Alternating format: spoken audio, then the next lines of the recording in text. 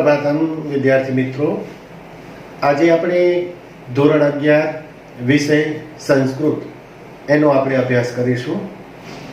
ગત લેક્ચરમાં આપણે સંસ્કૃત સાહિત્યનો પરિચય એ વિભાગ શરૂ કર્યો હતો. એની ભૂમિકા આપણે જાણી હતી. આજે ફરીથી આપણે એ જ વિષય ઉપર આગળ વધીશું. આપણે ચર્ચા કરતા હતા વેદોની. તમે સૌ જાણો છો કે આપણે ત્યાં સંસ્કૃત સાહિત્યની અંદર 4 વેદો છે. હવે આ વેદની આ 4 સંહિતાઓ છે, જેને ઋગ્વેદ, યજુર્વેદ, સામવેદ અને અથર્વવેદ એ રીતે આપણે ઓળખીએ છીએ. ભારતીય પરંપરા અનુસાર આ વેદ સંહિતાઓ અપૌરુષેય છે. અપૌરુષેય અર્થાત કોઈ વ્યક્તિ વિશેષે આની રચના નથી કરી. ઈશ્વરે પોતે જ તપથી પવિત્ર થયેલા ઋષિઓના હૃદયમાં વેદોને પ્રકાશિત કર્યા છે.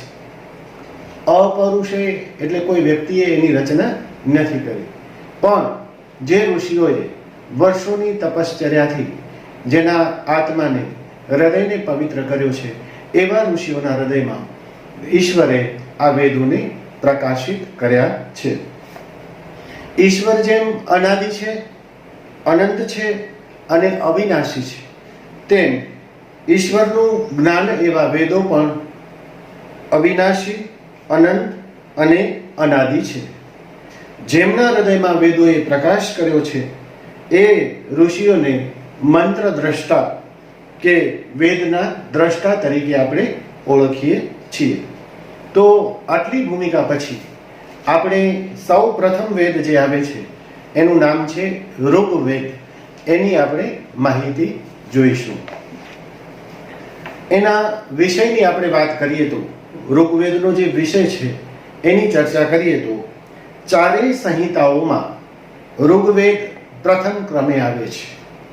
અને ઋગ્વેદ એ પ્રાચીનતમ ગ્રંથ છે. રુચ ધાતુ ઉપરથી કે ઋક ધાતુ ઉપરથી રુચા શબ્દ બન્યો છે.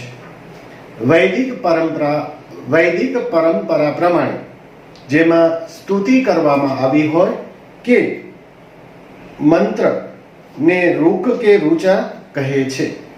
ઋગ્વેદના મંત્રોમાં અગ્નિ, ઇન્દ્ર, વરુણ, પર્જન્ય એટલે કે વરસાદ, ઉષા વગેરે દેવોની સ્તુતિ કરવામાં આવી છે. ઋગ્વેદમાં એના જે મંત્રો છે તેમાં અગ્નિ, ઇન્દ્ર, વરુણ, પર્જન્ય એટલે કે વરસાદ અને ઉષા આદિ દેવોની સ્તુતિ, વંદના, પ્રાર્થના કરવામાં આવી છે. ઋગ્વેદના આકારની વાત કરીએ તો આ ગ્રંથનો આકાર કેવો છે? તો તેમાં 10,000થી વધારે મંત્રો છે અને તે મંત્રો 10 મંડળોમાં વિભાજિત છે. કેટલા મંત્રો છે? 10,000થી વધુ.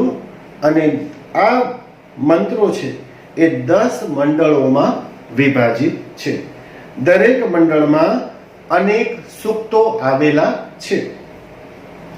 ઋગ્વેદના કુલ સૂક્તોની સંખ્યા 1028 છે. કુલ સૂક્તોની સંખ્યા 1028 છે.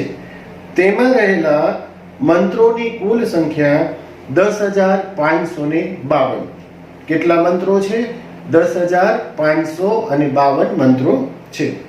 દરેક સૂક્તમાં એક કરતાં વધારે મંત્રો આવેલા છે.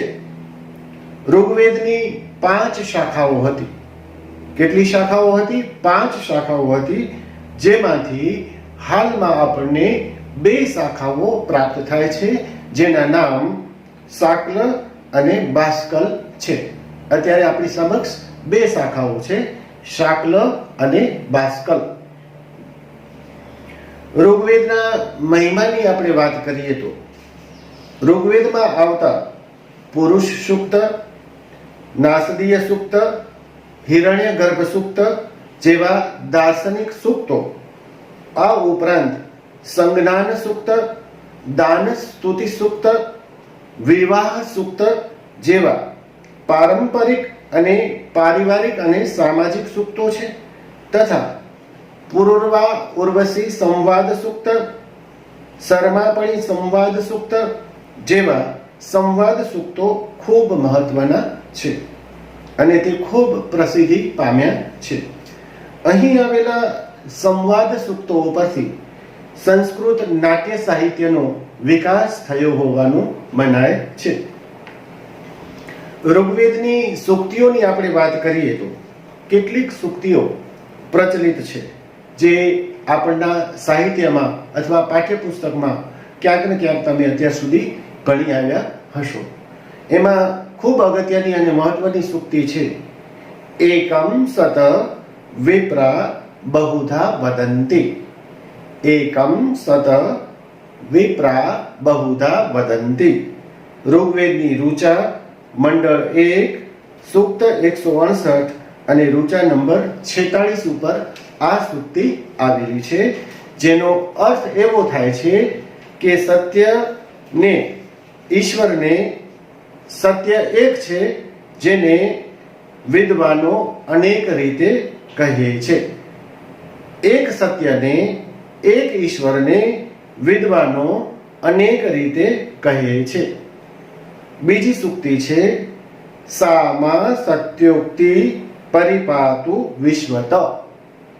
સામા સત્યોક્તિ પરિપાતુ વિશ્વત, જેનો અર્થ આ પ્રમાણે થાય છે તે સત્ય વચન, તે સત્ય જ્ઞાન મારી સર્વ તરફથી રક્ષા કરો. ત્રીજો ખૂબ મહત્વનો સંગઠનોમાં વપરાય છે, એકતા માટે વપરાય છે, સંપ માટે વપરાય છે, જેને આપણે જોઈએ. સમગચ્છદ્વમ સંવદદ્વમ સંવો મનાસી જાનતામ. સાથે ચાલો, સાથે બોલો, તમારા સૌના મનમાં એક સરખો વિચાર જન્મે. કેટલી મહાન અદ્ભુત વાત કરી દીધી છે. સાથે ચાલો, સાથે બોલો અને તમારા સૌના વિચાર એક સરખા બનો. બધી જ જગ્યાએ સંવાદ હોય, સ્નેહ હોય, સહકાર હોય, ક્યાંય વિવાદને સ્થાન નથી, એવી આ સરસ મજાની ઉક્તિ છે. તો આ આપણે ઋગ્વેદની વિગતે વાત કરી. બીજો જે વેદ છે એનું નામ છે યજુર્વેદ. યજુર્વેદનો વિષય, એની જો આપણે વાત કરીએ તો તેમાં દેવ પૂજા, સંગતિકરણ અને દાન એમ 3 અર્થ ધરાવતા યજ ધાતુ ઉપરથી યજુષ શબ્દ બન્યો છે. આથી દેવપૂજન કે યજન કરવા માટેના મંત્રોને યજુષ કહે છે. આમ આ વેદમાં આવતા યજુષ મંત્રો અનેક પ્રકારના યજ્ઞ વગેરે માટે તથા વિવિધ ગાન સાથે યજુષ મંત્રો અનેક પ્રકારના યજ્ઞ યાગાદી વિધિ વિધાન સાથે સંબંધ ધરાવતો હોવાથી આ સંહિતાને યજુર્વેદ કહેવામાં આવે છે. યજુર્વેદના આકારની વાત કરીએ તો યજુર્વેદમાં 1975 જેટલા મંત્રો આવેલા છે. 1975 મંત્રો છે. આ બધા મંત્રો 40 અધ્યાયમાં વહેંચાયેલા છે. દરેક અધ્યાય જુદી જુદી સંખ્યામાં મંત્રો આવે છે. કેટલાક મંત્રો પદ્યાત્મક છે તો કેટલાક મંત્રો ગદ્યાત્મક પણ છે. યજુર્વેદની મુખ્ય 2 શાખાઓ છે, શુક્લ યજુર્વેદ અને કૃષ્ણ યજુર્વેદ. યાજ્ઞવલ્કે સૂર્ય ઉપાસના કરીને, યાજ્ઞવલ્કે સૂર્યની ઉપાસના કરી અને તેની કૃપાથી આ યજુર્વેદનું જ્ઞાન મેળવ્યું છે. તે શુક્લ યજુર્વેદ કહે છે. શુક્લ યજુર્વેદની 2 શાખાઓ પ્રચલિત છે. એના નામ કાણવ અને માધ્યમ દિન એવી 2 શાખાઓ છે. જ્યારે કૃષ્ણ યજુર્વેદની 4 શાખાઓ પ્રચલિત છે. કૃષ્ણ યજુર્વેદની 4 શાખાઓ પ્રચલિત છે, જે આ પ્રમાણે છે. શાખા 1 તૈતરીય, 2 મૈત્રાયણી, 3 કાઠક અને 4 કપિષ્ઠલ કઠ. આ 4 શાખાઓ છે. યજુર્વેદની મહત્વની સૂક્તિઓની જો આપણે વાત કરીએ તો આ પ્રમાણે છે. અનૃતાત સત્યે મુપૈતિ. યજુર્વેદ અધ્યાય 1 મંત્ર 5. અનૃતાત સત્યે મુપૈતિ. હું અસત્યથી દૂર થઈને સત્યને પ્રાપ્ત કરું. આ દરેક મંત્રો એ માનવ જીવનમાં એના ઉત્કર્ષ માટે, એના વિકાસ માટે, એના વ્યક્તિત્વના નિખાર માટે, વ્યક્તિત્વના ઉર્ધ્વગમન માટે ખૂબ મહત્વના છે. જો કેટલો સુંદર આ મંત્ર છે, જે કહે છે કે હું અસત્યથી દૂર થાઉં અને સત્યને પ્રાપ્ત કરું. અસત્ય મારાથી દૂર રહે અને સત્યની પ્રાપ્તિ કરું. બીજો મંત્ર છે મિત્રસ્ય અહમ ચક્ષુષા સર્વાણી ભૂતાની સમીક્ષતે. મિત્રની હું દ્રષ્ટિથી સર્વ પ્રાણીઓને જોઉં. મિત્રની દ્રષ્ટિથી એટલે એનું મન, એના વિચાર, એનું હૃદય બધું એક હોય તો જ આ શક્ય બને. તો આ રીતે યજુર્વેદની સમજૂતી અહીં આપવામાં આવી છે. ત્રીજો વેદ છે સામવેદ. સામવેદના વિષયની વાત કરીએ તો સામનો અર્થ થાય છે ગીતિ અથવા ગાન. સામવેદનો અર્થ થાય છે ગીતિ અથવા ગાન. તેથી સામવેદ ગાનના મંત્રોનો સંગ્રહ છે. એટલા માટે એને ગાનના મંત્રનો સંગ્રહ, ગાન એટલે ગાવું.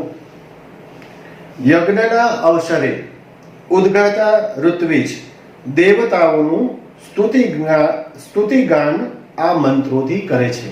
જ્યારે દેવતાઓ યજ્ઞ કરતા હતા, એ યજ્ઞમાં સ્તુતિઓ કરતા હતા, ત્યારે તેનું જે ગાન કરવામાં આવતું તેને સ્તુતિગાન કહેવામાં આવે છે. વેદાનામ સામવેદો અસ્મિ. ભગવાન શ્રી કૃષ્ણે ગીતામાં એમ કહ્યું છે કે વેદોમાં હું સામવેદ છું. સાક્ષાત કૃષ્ણે ગીતામાં કહ્યું છે કે વેદોમાં હું સામવેદ છું. આ રીતે કૃષ્ણે પણ ભગવદ્ ગીતામાં સામવેદનો મહિમા કર્યો છે. સામવેદના આકારની આપણે વાત કરીએ તો તેમાં કુલ 1875 મંત્રો છે. સામવેદમાં 1875 મંત્રો છે. આ બધા પૂર્વાર્ચિક અને ઉત્તરાર્ચિક એમ બે વિભાગમાં વહેંચાયેલા છે. પૂર્વાર્ચિકમાં અગ્નિ, ઇન્દ્ર, સોમ વગેરે દેવતાઓના સ્તુતિગાન છે અને તેમાં કુલ 650 મંત્રો છે. જ્યારે ઉત્તરાર્ચિકમાં 1225 મંત્રો છે, જેમાં દશરાજ, સંવત્સર, એકાહ વગેરે વૈદિક અનુષ્ઠાનના મંત્ર ગીતો છે. સામવેદની અસંખ્ય શાખાઓ હોવાનો ઉલ્લેખ મળે છે. આજે આપણી સમક્ષ માત્ર 3 જ શાખાઓ ઉપલબ્ધ છે, જેમાં કૌથુમીય, રાણાયણીય અને જૈમિનીય. ફરીથી આપણે જોઈએ, 3 શાખાઓ છે: કૌથુમીય, રાણાયણીય અને જૈમિનીય. આ 3 શાખાઓ છે. સામવેદની વિશેષતા આપણે જોઈએ તો સંગીત શાસ્ત્રના ઉદ્ગમ સામવેદથી થયો હોવાનું મનાય છે. સંગીત શાસ્ત્ર, વોઇસ ઓફ ગોડ. સંગીત એટલે ઈશ્વરનો અવાજ, ઈશ્વરની ગિફ્ટ, ઈશ્વરની દેન. તો આ સંગીત શાસ્ત્રનો ઉદ્ગમ છે એ સામવેદમાંથી થયો હોવાનું મનાય છે. સામવેદ 4 પ્રકારના ગાન પ્રસિદ્ધ છે. એના 4 પ્રકારના ગાન છે એ પ્રચલિત છે. એમાં ગ્રામ ગાન નંબર 1, ગ્રામ ગાન, અરણ્ય ગાન, ગ્રામ એટલે ગામ અથવા ગામડું, અરણ્ય એટલે જંગલ વન, પછી ત્રીજું છે ઉદ્ગાન અને ચોથું છે ઉહગાન. આ 4 ગાન છે એ પ્રચલિત છે. તો આ રીતે સામવેદની માહિતી આપણે જોઈ. છેલ્લો અને અંતિમ વેદ છે અથર્વવેદ. અથર્વવેદ એનો આપણે પરિચય જોઈએ તો અથર્વ શબ્દ એ ગતિ કે ચેષ્ટાનો અર્થ ધરાવતા થર્વ ધાતુ પરથી બન્યો છે. ગતિ અથવા ચેષ્ટાનો અર્થ ધરાવતા થર્વ ધાતુ પરથી શબ્દ બનેલો છે અથર્વ. તેથી ગતિ કે ચેષ્ટાના અભાવવાળી સ્થિતિને અથર્વ કહે છે. એટલા માટે ગતિ કે ચેષ્ટાના અભાવવાળી સ્થિતિને અથર્વ કહે છે. આનો આશય એવો લેવાય છે કે સ્થિરતા કે ચિત્તની વૃત્તિઓના નિરોધ રૂપ યોગ વગેરેનો ઉપદેશ હોવાથી આ અથર્વ વેદ કહે છે. આ બહુ અગત્યની વાત છે. સ્થિરતા કે ચિત્તની વૃત્તિઓના નિરોધ, સ્થિર, એકાગ્ર, ચિત્તની વૃત્તિઓ એટલે મનની વૃત્તિઓ, એનો નિરોધ કરવો, એના ઉપર કંટ્રોલ કરવો, એના પર કાબુ કરવો, એનો જે યોગ છે એને અથર્વવેદ કહે છે. કેટલાક લોકો અથર્વ ઋષિનું નામ છે એના પરથી આ નામ પડ્યું હોવાનું માને છે.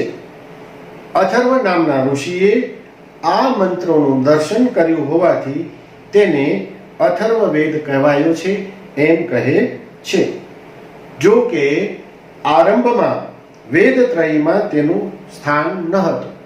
પહેલા માત્ર 3 વેદો હતા, પરંતુ પાછળથી આ વેદને સ્થાન પ્રાપ્ત થયું છે. પરંતુ તેની મહત્તા અને ઉપયોગિતાનો ખ્યાલ આવતા જ આ 3 વેદ જેવું જ એને ગૌરવ પ્રાપ્ત થયું છે. અથર્વવેદના આકારની આપણે જો વાત કરીએ તો તેમાં 20 કાંડ છે અને દરેક કાંડમાં ઓછા વત્તા પ્રમાણમાં સૂક્તો છે. આ સૂક્તોની કુલ સંખ્યા 736 જેટલી થાય છે. તેમાં કુલ મળીને 6000 જેટલા મંત્રો આ વેદમાં આવેલા છે. 6000 મંત્રો છે. અથર્વવેદની 9 શાખાઓ હતી. આજે તો માત્ર 2 જ શાખાઓ ઉપલબ્ધ છે, શૌનક અને પીપલાદ. શૌનક અને પીપલાદ આ 2 શાખાઓ અત્યારે ઉપલબ્ધ છે. અથર્વવેદના વિષયની જો આપણે વાત કરીએ તો એમાં વિવિધ રોગોની નિવૃત્તિના ઉપાય, બહુ ઉપયોગી એવી વાત છે. વિવિધ પ્રકારના રોગો હોય એમાંથી આપણે નિવૃત્ત એટલે કે એમાંથી મુક્ત કેમ થવું, રોગ મુક્ત કેમ થવું એની વાત કરવામાં આવી છે. આ ઉપરાંત કૃષિ, પશુપાલન, રાજશાસન, બ્રહ્મવિદ્યા, માતૃભૂમિ ગૌરવ, પિતૃમેદ તથા યજ્ઞ આદિના વિધાનોની મુખ્ય બાબતો છે. આ બધી જે વ્યવહારિક બાબતો છે, જુઓ કામમાં આવે એવી, કૃષિ, પશુપાલન, રાજશાસન કેમ ચલાવવું, બ્રહ્મવિદ્યા કેવી રીતે મેળવાય, માતૃભૂમિનું ગૌરવ વગેરે જે રોજબરોજના જીવનમાં અથવા જીવનયાપનમાં આપણને કામ આવે એવા વિષયો આ અથર્વવેદમાં સમાવિષ્ટ છે. એમાં જે સૂક્ત આવેલા છે એના જે આપણે નામ જોઈએ તો પૃથ્વી સૂક્ત, કાલ સૂક્ત, બ્રહ્મચર્ય સૂક્ત, વિવાહ સૂક્ત, મધુવિદ્યા સૂક્ત વગેરે મહત્વના સૂક્તો આ વેદમાં સમાવિષ્ટ છે. અથર્વવેદના વિષયો સામાજિક જીવન સાથે ગાઢ સંબંધ ધરાવે છે. આપણે આગળ જોયું કે રોજબરોજના જીવનમાં અથવા જીવનયાપન માટે જે જરૂરી વિષયો છે તે સમય હતા અને અત્યારે પણ છે એની સાથે આ સૂક્તો ગાઢ સંબંધ ધરાવે છે. તેથી આ વેદને સામાન્ય જનતાના વેદ તરીકે પણ ઓળખવામાં આવે છે. એની કેટલીક પ્રચલિત અને મહત્વની સૂક્તિઓ છે, એની જો આપણે વાત કરીએ તો અનુવ્રતઃ પિતુઃ પુત્રો માતા ભવતુ સમ્મનાઃ. અનુવ્રતઃ પિતુઃ પુત્રો માત્રા ભવતુ સમ્મનાઃ. પુત્ર તે કે જે પિતાના વ્રતોનું પાલન કરે, પુત્ર તે કે જે પિતાના વ્રતોનું પાલન કરે અને માતાના મનને અનુકૂળ થાય. પુત્ર કોને કહેવાય? કે જે પિતાના વ્રતો છે, પિતાના જે વ્રતો છે એનું પાલન કરે અને માતાના મનને અનુકૂળ થાય. પિતા પાસેથી એ દેશ, દુનિયા, જગત વિશે જાણે, એના જે વ્રતો છે એનું પરિપાલન કરે અને માતાના મનને અનુકૂળ થાય, એટલે વિવેકી થાય, વિનયી થાય, માતૃ અને પિતૃ ભક્ત પુત્ર બને, એવી સરસ મજાની સમજૂતી અહીં આપવામાં આવી છે. બીજી સૂક્તિ જોઈએ તો સતહસ્ત સમાહર. સતહસ્ત સમાહરઃ સહસ્ત્રહસ્ત સમકિર. બહુ સરસ વાત કરી છે. હે માનવ, તું સેંકડો હાથોથી ભેગું કર અને હજારો હાથથી વહેંચ. આપણામાં જે સંગ્રહ વૃત્તિ હોય છે, પરિગ્રહ કરીએ, ભેગું કરીએ, સંગ્રહ કરીએ, કોઈને આપીએ નહીં, પણ આ વેદ એમ કહે છે, આ સૂક્તિ એમ કહે છે કે ગમતાનો ગુલાલ કરો, 100 હાથોથી ભેગું કરો અને 1000 હાથોથી વહેંચો. આપણી પાસે જે કંઈ સંપત્તિ છે એમાં માત્ર એકલા આપણો અધિકાર નથી, સમાજનો પણ એમાં અધિકાર છે. અથવા આપણાથી જે બિચારા ગરીબ છે, લોકો દીન છે, લાચાર છે, અસહાય છે, એને આપણે મદદરૂપ થઈએ એવો ભાવ પણ અહીં રહેલો છે. ત્રીજી એક મહત્વની સૂક્તિ આપણે જોઈએ તો માતા ભૂમિ પુત્રો અહમ પૃથ્વીયાહ. આ ખૂબ પ્રચલિત છે. પૃથ્વી મારી માતા છે અને હું પૃથ્વીનો પુત્ર છું. અત્યારે સૌથી જો દુઃખી કોઈ હોય તો આ ધરતી માતા છે.